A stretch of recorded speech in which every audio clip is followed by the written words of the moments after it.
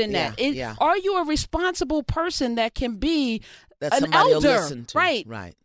Do you, because we all want to chase that image, right? Of you, no one wants to be wise with gray hair. Nobody, everyone is in the Botox and they're getting the, it goes beyond the girdle. Yeah. It's about being, I often say, grandma now is in the club dropping it like, I know, why dropping can't, it like my it's hot. grandmother had fluffy skin, Miss Julia. I would sit in her lap and rub her cheek because it was a lot of folded skin because she was older. Yeah. And she had gray, wiry hair and her boobs hung down low because she was older and maybe she needed a better bra. But I love sitting in my grandmother's lap because she was soft and loving and unconditioned. That was an elder. That's right.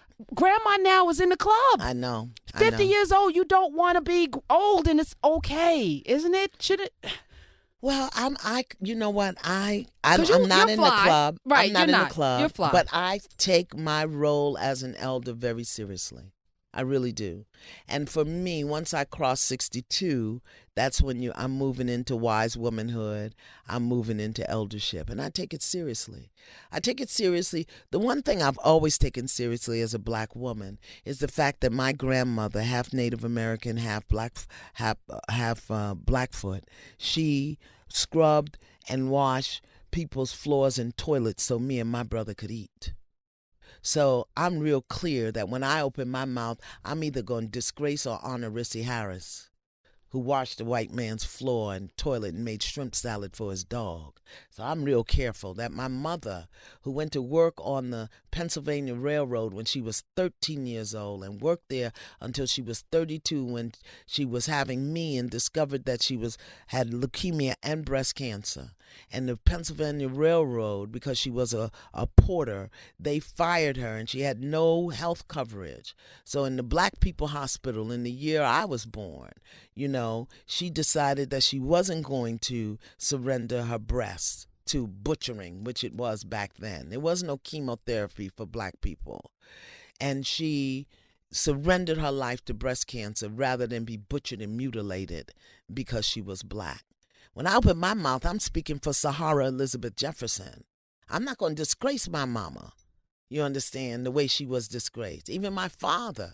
So I think about that. But then as an elder, I think about what is my granddaughter. I have 2 great-grandchildren, 10 grands, 2 great-grands. So yeah, I'm fly and I got my, my heels on. But 90% of the time I'm in African print because I want them to know what that looks like. I ain't never owned a Gucci dress or a Ferragamo, ever.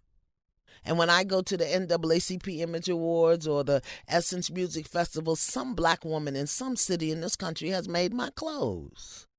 So that's how I take my eldership.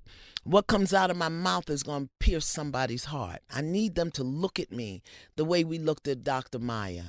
I need them to look at me the way we hold Alice Walker. I need them to look at me the way we remember and hold Rosa Parks. That to me is an elder. And I can still be fly. And I may still put on my Spanx push-up bra and show you just a little cleavage, but not too much. Because I don't want to hurt your eyeballs. Thank you. Appreciate your modesty, Miss Iyanla. And I'm going to put the phone number out, 866-801-8255, because I know people want to talk to you. I was selfish the first 20-plus minutes. I wanted to just have a conversation. But I want to finish this thing about Kanye. Where are the elders? Somebody needs to yank him up. Had they yanked up Michael, he'd still be here. Had they yanked up Whitney, she'd still be here. I can go back as far as Phyllis Hyman, Prince. Right now we're all in hysteria about Bill Cosby and what he did. That's a sickness. I want to know the people that accommodated him to get it done. I'm calling them on the carpet. The lawyer, the doctor, the wife, the best friend, the bodyguard, whoever participated. That's the level of integrity that we have to come to if we don't want to end up looking like the occupant of the White House. 866-801-8255. So what of slavery? We had a conversation. You have a book out called Get Over It? Yeah. Get Over It. Yeah. People want us to get over slavery, Miss Iyanla. Just why are we talking about this all the time? Why are we always talking about slavery and racism? Why don't we just get over it? Does that apply to your... No, that don't apply to my book. Okay, no. All right. No. Tell me about what's the difference between how are we getting over it with you and juxtapose that to what people are telling us to do. Well, when I say get over it, I'm giving you a process for reclaiming the power of your mind. That's what I'm giving you. Give every thought over. Observation, validation, examination, and reframe. Give every thought, observation, validation, examination, and reframe. Because too many of us walk around coddling and entertaining and validating wild thoughts, just like Rihanna said. We got wild What thoughts. you know about Rihanna? I know about Rihanna, Khalid, all of them. They're my youngins. I got to keep my eye on them. Yeah. So, we don't have the control of our minds. That's why it's looking like it's looking. We don't have control of our minds. We're hypnotized, anesthetized, and desensitized. So get over it. I want us to start thinking about what we think about consciously, and I give you a process to eliminate the things you're thinking about that you don't want to think about no more. Give us a little taste. Like somebody, you still mad because Boo Boo left you back in 56. 1956? 1956. That's a long time to hold on to something. Yeah, but you know how many of us... oh, Lord. Come on. We got time. I have to put it in this context, beloved, because I just, I don't want people to think it's shallow. Your great-great-grandmother, that's great-great. I'm a great. But just in my time, a great-great-grandmother didn't get to choose all the time the man she wanted because she was the masses woman. Just a great. She didn't get to choose who she slept with. She didn't even sometimes get to choose to keep her darn babies. We go to the bar and pick up Boo Boo the fool, bring him home the same night and give him a key and then get upset when he leave. I can't take it. I can't take it.